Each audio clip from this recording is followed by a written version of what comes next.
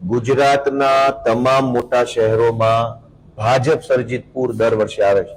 આ જુનાગઢની અંદર પણ ભાજપના માણસોએ ભ્રષ્ટાચાર કરી વોંકળા ઉપર બાંધકામ કરી લીધું છે અને એના કારણે ગયા વર્ષે જુનાગઢમાં પૂર આવેલું, અનેક લોકોને તકલીફ પડી હતી. સુરતની અંદર પણ ખાડી એટલે એક પ્રકારનો વોંકળો નીકળ્યો છે, એની ઉપર ભાજપના માણસોએ ગેરકાયદેસર બાંધકામ કર્યું છે, એટલે સુરતમાં પણ પૂર આવે છે. વડોદરાની અંદર વિશ્વામિત્રી નદીમાં પણ ભાજપના માણસોએ ગેરકાયદેસર બાંધકામ કર્યું છે, તો વડોદરામાં ગયા વર્ષે પૂર આવ્યું. અંકલેશ્વરની અંદર પણ પૂર આવેલું. જ્યાં જ્યાં પૂર આવે છે એ તમામ પૂર ભાજપ સર્જિત પૂર છે. ભાજપના માણસોએ ગેરકાયદેસર બાંધકામો કર્યા છે, ભાજપના માણસોએ ભ્રષ્ટાચાર કર્યો છે અને એના કારણે પૂર આવે છે. નહીતર તમે જુઓ કે શહેરોમાં જ પૂર કેમ આવે છે? વરસાદ બહુ આવે છે અને બહુ પાણી આવે છે તો ગામડામાં પૂર આવવું છે. ગામડામાં પૂર નથી આવતા.